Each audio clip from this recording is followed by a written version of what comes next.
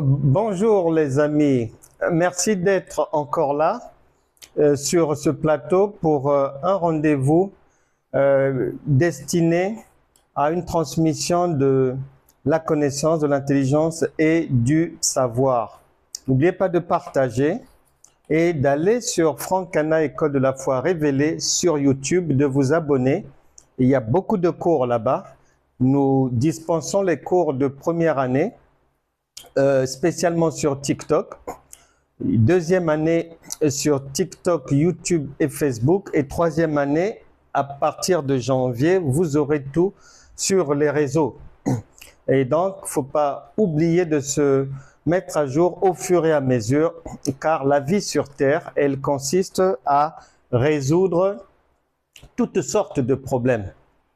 Et que tu sois païen ou croyant, la sagesse basique des hommes te donne le conseil de t'emmagasiner d'un maximum de connaissances pour être à même de facilement résoudre les problèmes de la vie. Problèmes pour toi-même, problèmes des enfants, problèmes du conjoint, problèmes au niveau de la santé, problèmes au niveau des finances, problèmes dans la famille, problèmes parmi les amis, problèmes professionnels. Donc, l'excès de bien ne nuit pas. La plupart des gens, beaucoup de gens, se suffisent à une connaissance peut-être qui date de 2004 et ils se plaignent des problèmes qui ne s'achèvent pas dans leur vie. Attention, un homme averti en vaut deux. C'est votre serviteur, l'évangéliste enseignant Franck Cana. Nous sommes dans la livraison spirituelle 116 et l'objectif de cette livraison, c'est de t'éclairer, de te révéler, de te faire comprendre, de t'apporter la lumière pour que tu comprennes bien la différence qu'il y a en termes de temps entre nous, les hommes, et Dieu. C'est pas le même tempo. Livraison spirituelle 116. La Bible déclare, la nature elle-même va vous enseigner. Pourquoi? Parce que la parole de Dieu écrite, elle continue dans la nature. La nature est aussi la parole de Dieu. Maintenant physique, maintenant respirant, bougeant, mouvante, faite chair. Et donc, tout ce que tu vas trouver dans la Bible, quand tu ouvres tes yeux, il y a ça aussi dehors là. Que tu comprennes, que tu ne comprennes pas, que ton pasteur comprenne, qu'il ne comprenne pas, là n'est pas le problème. Dieu n'est pas un homme pour mentir. La parole écrite, elle s'est faite chair. Donc la nature va t'enseigner, va te permettre d'être un croyant équilibré, va te permettre de sécuriser ta prise de décision. La nature, l'observation de la nature va te permettre de limiter la casse, de te tromper le moins possible. Pourquoi? Parce que Dieu est un Dieu d'ordre. Ordre veut dire cohérence. Cette cohérence-là signifie que si quelque chose se trouve dans la parole, tu dois obligatoirement trouver ça dans la nature parce que Dieu est un Dieu équilibré, cohérent, intelligent, sage. Mais bon nombre donne l'image de suivre un Dieu incohérent, déséquilibré, contradictoire. Non, c'est pas le vrai. Le vrai, il est là. Tu dois savoir, bien-aimé, ma sœur, mon frère, que chez les hommes, la nature est là. Elle va nous enseigner aussi. Chez l'homme, les temps de l'homme, il y a une femme, par exemple, en 1975, elle vit une période donnée. Lorsqu'elle arrive en 1995, ce qu'elle était en 1975, ça relève du passé, c'est le temps passé. En 1995, c'est maintenant son présent. Ensuite, son futur 2025 deviendra son futur. Et pour les gens de 2025, le futur, ça sera peut-être 2035, 2040, 2055. Donc, chez l'homme, il existe les temps, c'est-à-dire passé, présent et futur. Maintenant, quand on vient chez Dieu, on ne retrouve pas 3 temps, non. Quand bien même tu vas lire, ce sont les hommes qui ont mis la parole de Dieu par écrit et avec les lettres que nous utilisons au quotidien pour nous permettre de comprendre Dieu. Maintenant, le verset que tu lis, on appelle ça la lettre. Et la Bible dit, si tu t'en tiens à la compréhension de la lettre, tu vas mourir. C'est-à-dire, tu vas échouer dans la vie parce que il n'y a pas la vérité dedans. Il faut le Saint-Esprit, la révélation divine pour que tu rentres dans la vérité et que lorsque tu vas mettre en pratique la parole, qu'elle porte des fruits, que tu sois guéri, que la vie puisse changer. Chez Dieu,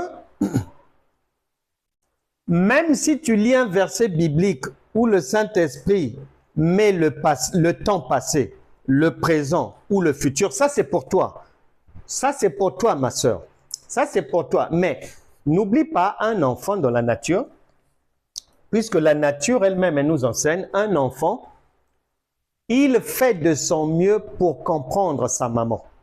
Il se bat pour comprendre le langage de sa mère.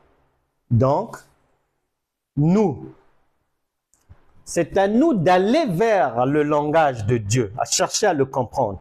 Lui ne viendra pas vers nos choses terre à terre, vers nos choses terrestres, non. C'est à l'enfant de suivre ce que la maman dit. C'est à l'enfant de suivre le conseil de papa. C'est à l'enfant de suivre les instructions de sa mère. Et pour nous, dans cette histoire de temps, nous avons l'obligation, si on veut être sur la même longueur d'onde que Dieu, si on veut être béni, si on veut que la parole de Dieu porte du fruit dans nos vies, il faut être sur la même longueur d'onde que Dieu. Et en matière de temps, Dieu, tu retiendras que Dieu est toujours présent. La Bible déclare que son esprit est dans l'univers, partout, devant toi, au-dessus de toi, sous tes pieds, à côté de toi, partout, c'est-à-dire la respiration, c'est la marque de la divinité qui est prêtée à quiconque, homme comme animaux. Donc, partout où tu vas trouver un espace de respiration, d'oxygénation, sache que Dieu est là. Sous terre, il y a des termites, il y a beaucoup de bestioles qui vivent dans la terre. Comme ils respirent là-bas, Dieu est là-bas. Dans l'eau, les requins, les baleines, les sardines que tu manges, les calamars, tout ce monde-là. Comme ils respirent là-bas dans l'eau, Dieu est aussi là-bas. Dans les cieux, tu sais qu'il y a les oiseaux, les colombes, les aigles et compagnie. Comme ils respirent dans les airs, Dieu aussi est là-bas. Il est partout.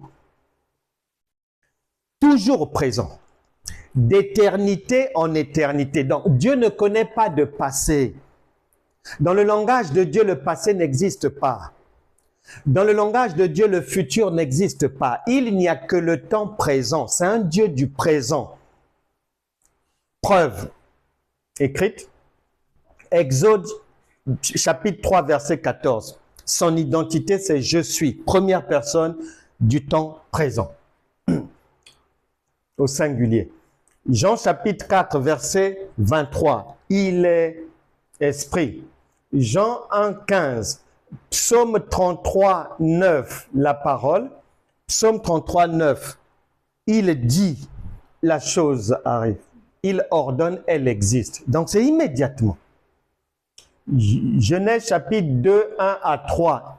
N'oublie pas que la lumière soit et la lumière fut. Il n'y a pas d'attente. Il n'y a pas le passé. Il n'y a pas le futur. Là est la différence entre nous, les humains, entre la chair et l'esprit. Là, c'est la chair. La chair, il y a le passé, le présent, le futur. L'esprit, lui, n'a que le présent. Raison pour laquelle tout ça là, tous ces temps-là sont rassemblés dans le présent.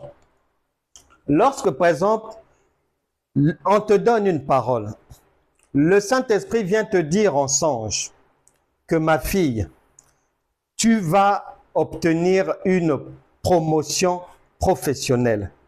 Tu vas passer d'assistante de direction à directrice du département des ressources humaines. C'est le psaume 33, 9 qui vient te dire que ça existe déjà. Que comme la parole a été balancée, Ésaïe chapitre 55 te dit bien que la parole, elle n'est jamais envoyée et elle ne reviendra pas une fois après avoir été envoyée sans atteindre les objectifs pour lesquels elle a été envoyée. Donc, lorsque on a prévu que tu vas avoir une promotion, humainement, tu ne vois pas, mais spirituellement, la promotion existe déjà. Lorsque la parole de Dieu dit que tu as la capacité d'appeler à l'existence les choses qui n'existent pas, tu veux avoir un enfant, tu avais des difficultés, les médecins ont dit c'est pas possible, toi tu arrives à l'adresse biblique, Romains chapitre 4 verset 17, et tu crois que Dieu n'est pas un homme pour mentir, tu crois que tu vas mettre au monde. Une fois que tu crois, il faut visualiser ça selon la perception de Dieu et non des hommes. Si ton regard, ta croyance est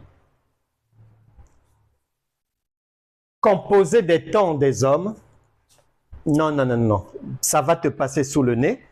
C'est pour ça que beaucoup de gens ne voient pas les promesses s'accomplir dans leur vie. Ils restent dans les temps présents. Or, le temps de Dieu, aussitôt dit, aussitôt fait. C'est-à-dire, Dieu, tout est présent. La femme, sa grossesse, son accouchement, tout le panorama, une fois que Dieu a parlé, ça existe. Toutes ces séquences-là sont présentes spirituellement. Maintenant, les jours qui vont passer vont faire passer cette réalité spirituelle et présente à la visibilité humaine. Retiens bien. Exode 3, 14, Jean 4, 23, Jean 1, 15, Psaume 33, 9 et Genèse. Là, c'est le parler de Dieu. Il est seulement au temps présent. Ces écritures-là vont venir te révéler, vont venir te mettre en lumière. Une fois que tu vas les aligner, ça va jaillir comme de l'eau, comme ça là. Clairement que le temps de Dieu est toujours le temps présent. Tu dois quitter, parce qu'on aime se plaindre. Les problèmes persistent. Le mal dure. Certainement parce que dans ta perception des choses, tu penses que la chose n'existe pas encore. Il faut qu'elle puisse au fur et à mesure prendre le temps d'exister. Non, c'est pour ça que tu es toujours malade. Alors que depuis longtemps, tu devrais être guéri. La Bible déclare en Hébreux chapitre 5, verset 12 à 13, vous qui devriez déjà être devenus des maîtres, c'est-à-dire déjà passé là, vous en êtes encore là, les temps des enfants. Or, l'homme adulte, il est dans le temps divin, uniquement le présent. Il ne doute pas, une fois que c'est dit, c'est fait. Dans son esprit, c'est visualisé. Cas pratique. Là où beaucoup butent, beaucoup ne voient pas la promesse se réaliser. Psaume 23, verset 1. L'Éternel est mon berger, je ne manquerai de rien. Ok, d'accord. Si tu mets ça dans ta caboche, nous sommes en 2010 par exemple.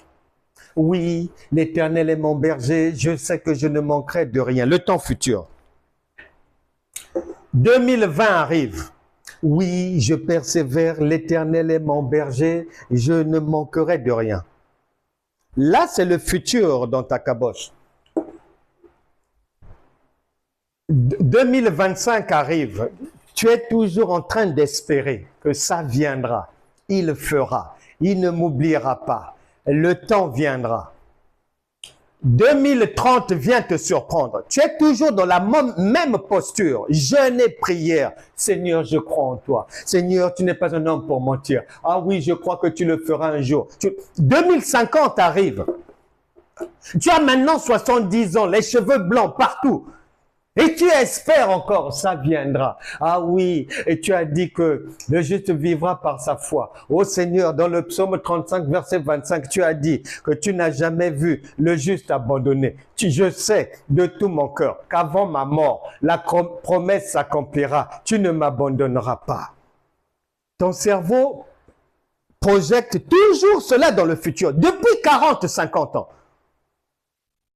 2065 vient te trouver, tu es rappelé au jardin d'Éden, tu quittes cette terre des hommes, tu n'as pas vu la promesse s'accomplir parce que tu as marché, bien que la bouche dit que tu es chrétienne, chrétien, mais la vérité de ton identité spirituelle dit que tu es charnel, homme, enfant. Et tu t'es nourri toute ta vie chrétienne au lait. Tu n'as pas grandi. Tu es resté à la garderie. Tu es resté dans les églises d'enfants, dans des enseignements de la petite enfance. La vie va te passer sous le nez. Ici est le moment de bien avoir à l'esprit que 2 Corinthiens chapitre 13 verset 5 dit « Examinez-vous vous-même pour savoir si vous êtes dans la foi. » Parce que accuser le diable, c'est très facile. Accuser les démons, c'est très facile. Accuser les sorciers, soi-disant, c'est très facile. Accuser les francs-maçons, soi-disant, c'est très facile. Accuser la voisine, c'est très facile. Accuser les camarades d'être à l'origine de tes échecs, c'est très facile. Accuser ton père, c'est facile. Accuser ta mère, c'est très facile. Mais accuser les pasteurs, oulala. Mais là-bas, n'en parlons pas, c'est la chose la plus simple de nos jours. Non. Galates chapitre 6, verset 7. On ne se moque pas de Dieu. Et Romain vient dire que chacun rendra compte à Dieu de ses propres œuvres. C'est-à-dire, si tu échoues, ça sera de ta propre faute. Tu n'auras pas à accuser quelqu'un. Il n'y a pas de bouc émissaire dans cette histoire. La parole de Dieu, c'est pour nous tous. Nous sommes mélangés et devant Dieu, il n'y a pas de titre. Le président Macron, il vient au monde nu, il repartira nu dans un cercueil comme toi, comme moi. Nous tous, même mécanisme, même manière, venu de la poussière, reparti dans la poussière. Il n'y a pas de favoritisme devant Dieu. Donc, que tu sois pasteur, que tu sois brebis lambda, que tu sois chrétienne touriste, que tu sois chrétien hypocrite, que tu sois chrétienne croyante de 16 ans, nous sommes tous logés à la même enseigne. Ceux qui ne connaissent pas, la vie va les avaler. Et ceux qui font l'effort d'apprendre, de comprendre et de mettre en pratique ce que Dieu dit, ben ils vont décoller. Les temps des hommes, ce sont des temps futurs. C'est planifié dans le futur. C'est un temps incertain. Tu n'es pas sûr que ça verra le jour. Quitte cette barque-là de l'incertitude, du futur, toujours le futur, toujours le futur, toujours le futur. Les temps des hommes sont lents, très lents. C'est l'incertitude, c'est pas gagné. Or, la parole de Dieu, elle est esprit et vie. Elle te donne le conseil. La Bible déclare en Proverbe chapitre 16, verset 20, celui qui réfléchit sur les choses trouve le bonheur. À partir d'aujourd'hui, le conseil de Dieu pour toi est que tu abandonnes les temps charnels, les temps des hommes et des enfants pour passer au temps adulte, au temps de Dieu qui est présent, qui est un, qui voit tout là, qui accepte tout là, qui n'attend pas, qui prend par la foi. Dans son esprit, ça existe déjà parce que l'architecte, avant qu'il ne te fabrique, que les maçons ne te sortent physiquement la maison, elle a existé dans l'esprit de l'architecte. Il a vu ce que les autres ne voient pas. C'est ça, le temps de Dieu.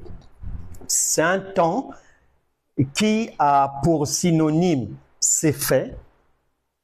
C'est un temps, Jésus l'a résumé en Jean chapitre 19, verset 30, en disant que tout est accompli. Les temps des hommes, il n'y a rien d'accompli.